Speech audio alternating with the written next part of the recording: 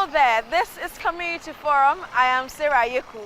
We're in the southwestern part of Nigeria, or your state specifically, and a trip to your state, Oke-Ogun region, will afford any traveler the opportunity to see and indeed appreciate nature. And that's going to be our focus today on the program. Welcome.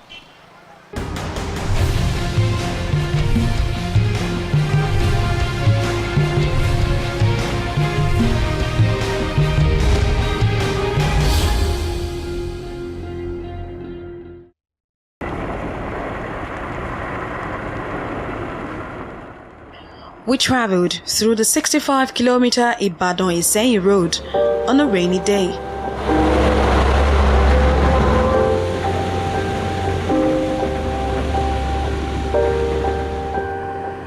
This is the gateway to the Oke-Ogun region that houses 10 out of Oyo State's 33 local governments. Hundreds of fuel tankers and articulated vehicles ply this narrow road daily. Many of them fall due to these death traps. The road is so narrow that 2 trucks pass at the same time with just a little space between them. Puddles of water in gaping potholes, and trucks have to pass with creaking sounds.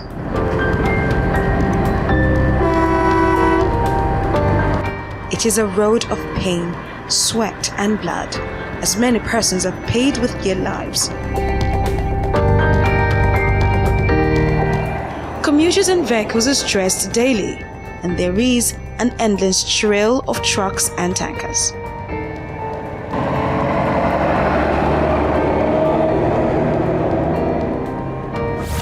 Another dilapidated infrastructure is the Oyo to Iseyin road. Cars veer off the road to pass the uneven path because of the bad road.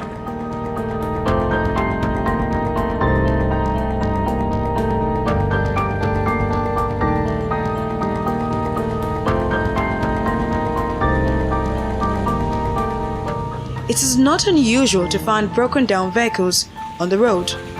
Movement of agricultural produce through the route is a Herculean task.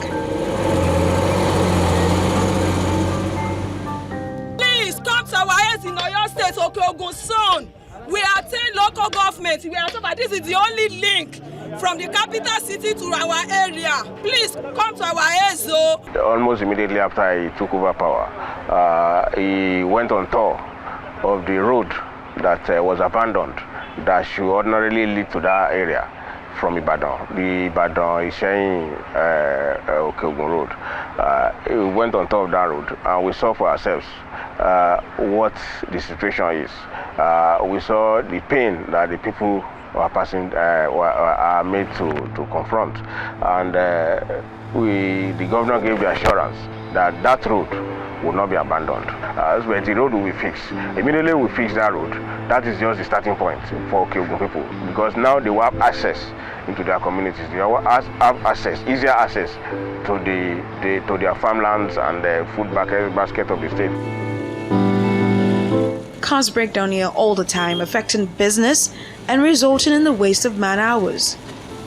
In 2018, the state government approved the sum of 6.9 billion naira for the rehabilitation of the road. It was supposed to be completed in 18 months. But this road project has not seen so much development since it was awarded.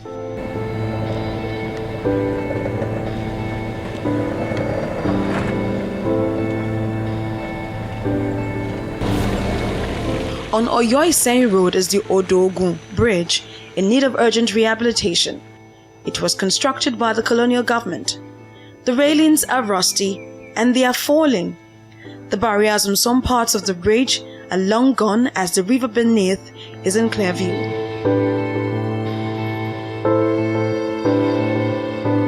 Initially when they started most people started falling sick because there was a lot of dust on the road, hoping that soon everything will be okay. But till now, it's going to 7 months now. 7 or 8, it's even over 9 months now. And they didn't come back. So we are really praying that the government will come and do something on the road, because we really appreciate it. It will help us develop this place and enlarge this place the more. All our cars has been damaged. I want to advise these governments that there should be focus on transportation. And by this I mean the road network. If you take the whole of road network that spans from Moniya or Oasis down to Iseyin, across to the whole of Oke-Ogun, that covers about 10 local governments. That's 1/3 of the states. I know that if this area has a road network, it will generate other industries, and that will assist in boosting the development of that area. Knowing fully well that area is a purely agrarian area. Rehabilitation works is scanty, even as we noticed some equipment on site.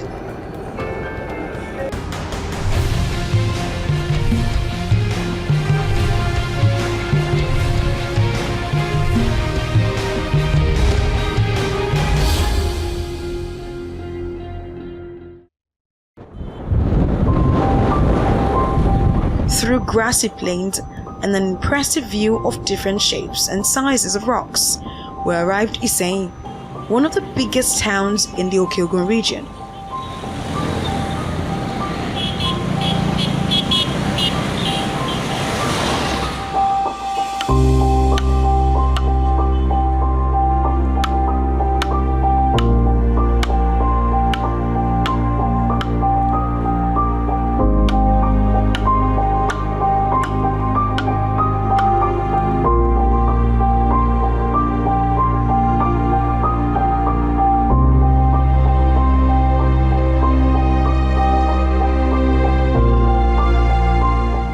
The Oke-Ogun region of Oyo State houses 10 out of the state's 33 local governments.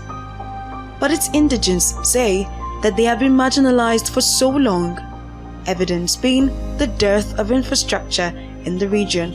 Just like most communities in the ancient Oyo town, the rusty roofs here shelter indigents of one of the region's major towns, Iseyin, which is surrounded by 4 hills. The region has been branded as the food basket of the southwest. Iseyin in particular is largely an agrarian community with so much arable land for farming. I believe that Iseyin, Itesiwaju, Kajola, Iwajowa, especially the entire Oke-Ogun region, is an area that the government should look into. The government needs to empower us. The government needs to support development from these zones. So for me as a lawmaker, I will be using my influence, you understand, in the government and in the political circle to be able to make sure that basic infrastructures are being provided, for my people. Iseyin is not a village. Iseyin is not a village. It's a city on its own. We tested for this tertiary institution for long, but I believe myself in Allah that He knows the appointed time to do it.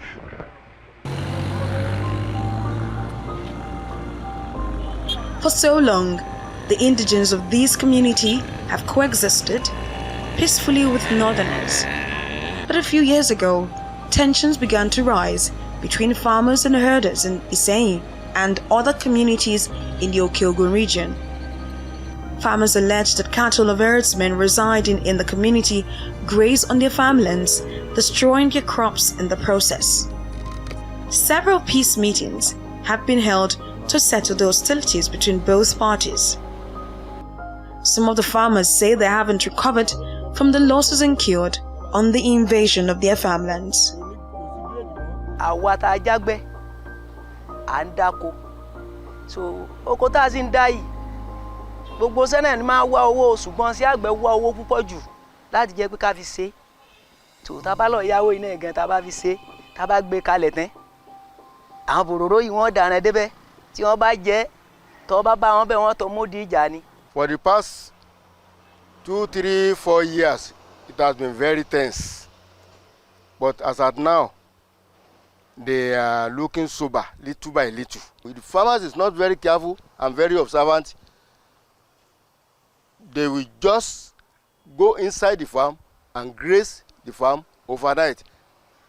We plant with your loan and we are not able to harvest. How are we going to refund the loan? So it's better for the government to find a lasting solution to the problem. But the leadership of the Oyo State chapter of the Mieti Ala Cattle Breeders Association says that there is relative peace between herders and the host community, but more needs to be done by the government. Our Fulani, our Yoba, our Agwe, our Tindara, Alavia, Otiwa. Yoba, Oni Nkakang, Chicheleri, our Tinsimalu. I see omi nínú ẹ̀rùn. Ìgbà mi on dá wàhálà sílẹ̀. Torí nínú òjò kò sí níbi tí màlúù ò lè rí omi mímu. Ṣùgbọ́n nínú ẹ̀rùn gbogbo omi yẹn ó máa gbẹ. Yóò jẹ́ mọ̀ pé báyìí níbi tí omi yẹn yóò máa sókùn sí níbẹ̀ náà ni àwọn ọ̀gbẹ́ náà wọ́n ń da oko ẹgbẹ́ bẹ̀. So irú nǹkan bẹ́ẹ̀ yẹn ó máa mú problem. Ó pé màálù ò lè jẹun kó má rí omi mú. So díẹ̀ lẹ́yìn pé kí ìjọba kó ṣe ìrànlọ́wọ́ fún àwọn Fúlàní tí ń da ẹran pé omi bíi dáàmù kó gbé dáàmù yẹn káàkiri tí màálù yóò máa rí omi mu.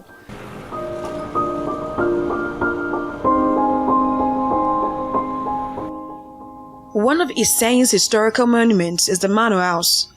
It was a shelter for the British colonial masters built after the Iseyin uprising in 1916. Located in a part of the town and built on top of a hill, the environment leaves much to be desired, with weeds spread all over and litters everywhere. Its walls are playing host to faded paint, and we can notice cracks on the wall, glass missing from its windows and doors, and its locks are old. Old pipes are yearning for change. As its wooden doors were thrown open to us, we began to see more signs of dilapidation. With the potential to attract tourists, Manor House is in urgent need of attention.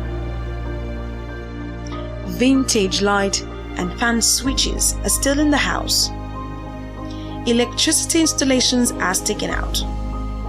There are trails of termite nests and cobwebs in some parts of the house. That is how it has been when the British were taking care of the Western Nigeria before the independence. It is a very good spot for tourists, because if at all they can go and rehabilitate, because the rehabilitation is what that place needs. If they help us to put it back to the glory it was in the 50s, 60s, it will really be generating a lot for the IGR of the government of the day. From the window of the Manor House are beautiful sceneries, but the monument itself awaits a beautification drive that will attract tourists.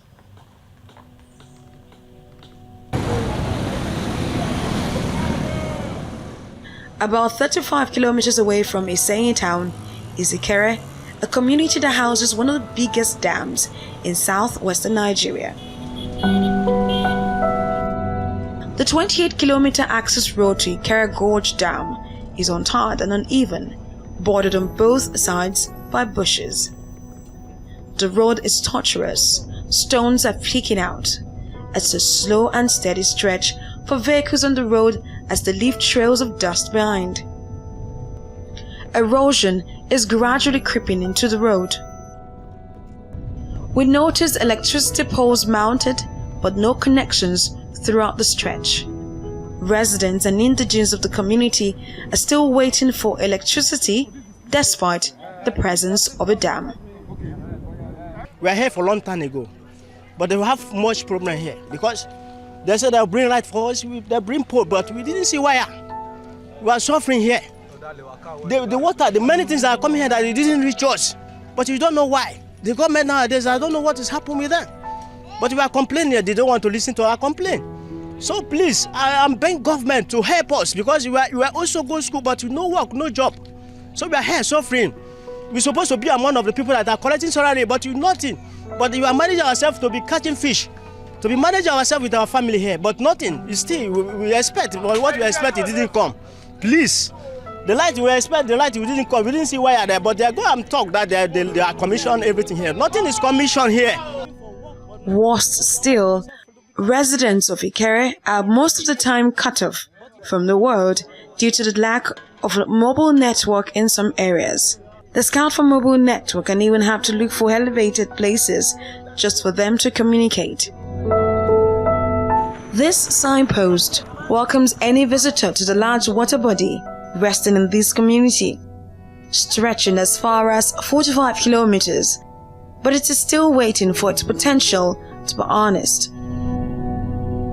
Managed by the Ogun-Osun River Basin Development Authority, the dam has the capacity to generate electricity, promote fishing and aquaculture, tourism and recreational activities, planned to generate 3,750 megawatts for electricity generation and to irrigate up to 1,200 hectares of land. The story of the 38 meters deep Ikara Gorge Dam with 565 cubic meters of gross reservoir capacity began well over 40 years ago. Releasing of water to Lagos State and Ogun State, we are achieving that. Then fishing activities, we are achieving that. Then as a tourist, people do come, we allow people to come, we are achieving that. Pure water gushing out of the dam is going to waste. Most of the installation wires are sticking out and the equipment are all rusty and full of dust. Everything is at a standstill. The multi-million naira electricity turbines bought by the government in 1982 have become outdated and the line in the rooms wasted. The same time that Mambila was addressed was the same time that Ikara Dam was created. But since that time, Mambila has moved on. Ikara has been neglected. And we feel that that project is enough to supply water system to both Oyo and Ogun. And the same thing applies, electricity can be generated there. The same thing applies, agricultural facilities. So if all these areas are addressed, we believe that will boost development in that area. Appealing to the government to involve in the Gorge Dam. Gorge Dam, they should, at least we need water, we need good road, then fishing in Ikara is very important.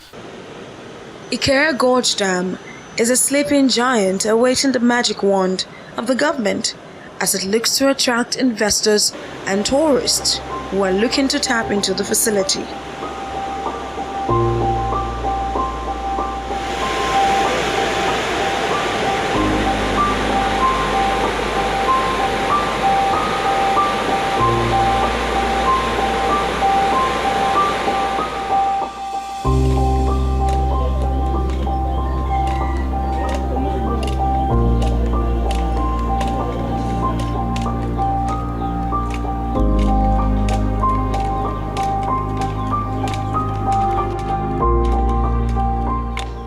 Iseyin is the home of the popular Yoruba Ashofi, the cotton-based fabric worn on special occasions by the Yorubas.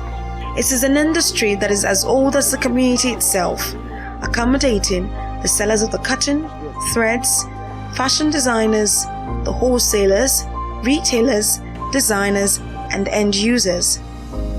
There are unique designs of the material that could be converted and used to design shoes, bags, clothes, and for furniture decoration. many shops selling the material for weaving.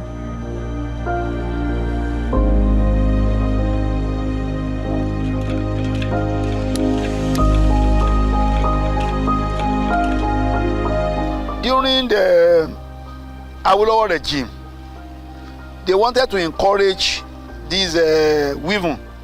Then they created weaving centers. There was a weaving center in Iseyin. There was a weaving center in other places too, where people have been taught how to weave. And people have been learning how to weave. They come from several places to Iseyin to come and learn from that weaving center. But because of lack of consistency of this country in policy, all these weaving centers died naturally. So as a result, people who have learned are doing it individually at different places. It is not unusual to see trails of weaving yarn all over the place, as almost every house has a loom for weaving the sought-after textile. The long threads spread out to the weaver's desired length, as others hang over a rope. It's a mix of different colors. There are a lot of improvised equipment to weave manually. Àwọn ọmọ láṣọ Ìsẹ́yìn ló lè ń ṣọ́. Aṣọ tí mo ró olówó fara mọ́ olówó. Ẹ̀wù tí mo wọ̀ olówó jogún ìdẹ̀ra. Gèlè tí mo wé ṣùkùṣùkù bámbám. Àwọn ọmọ láṣọ Ìsẹ́yìn ló lè ń ṣọ́. But the community is still seeking help for the Ashofi industry in order for it to become a tourism hub by virtue of the trade. Ashofi production has assisted our youth, even the old people in this particular environment, because of economic impact. We want government to assist us in exporting aspect of the production. We have tried our best in production and then marketing locally, but we want that particular work to be escalated to another level. I mean the international level. Though we have a lot of customers in abroad. We have a lot of Yorubas in abroad and they are patronizing us. Many people have known about it, but we still want more so that our financial life will be more buoyant than this. Then we believe if government can do that, it can also increase the income generation of the country, maybe through tax or some other things like that. Perhaps the first step towards achieving the tourism hub dream was birthed on the 16th of September 2017. This foundation stone for the Ashofi International Tourism Market was laid. Years later, the 13.5 hectares of land is still bare, waiting for the development of the plan of 500 weaving workshops, 500 exhibition shops, a warehouse, the first indigenous textile museum in Nigeria, a fire station, a clinic, a police station, among others. In their stead is this large expanse of land, full of weeds. Even the signpost for the market lies in weeds as it fades away, while a part of it has been eaten by the scorching sun. The problem we are facing is on this Ashofi is that we used to go to Ibadan almost every 17 days interval to go and sell Ashofi. But now that this place has been allocated to us by our state government, so we don't want to go down to Ibadan to go and sell our product. We want to be selling it here. Still using this medium to call the attention of federal government, NGO, and BOI to come and assist us on this market. Because this is one of the major occupations that we have here in Iseyin. So most of our youth, they're busy with this work. If there is no this kind of work here in Iseyin, maybe they will become odulums. They will be affecting the people in our area. But now they are busy with this Ashofi.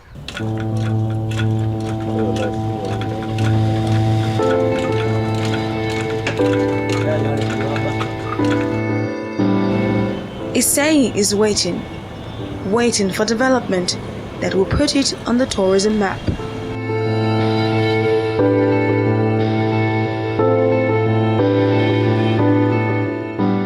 And that wraps it up on this edition of Community Forum. But don't forget, you can watch this episode, previous or subsequent episodes on our YouTube channel. You can also get in touch with us and invite us to your communities on the social media platforms displayed on your screen.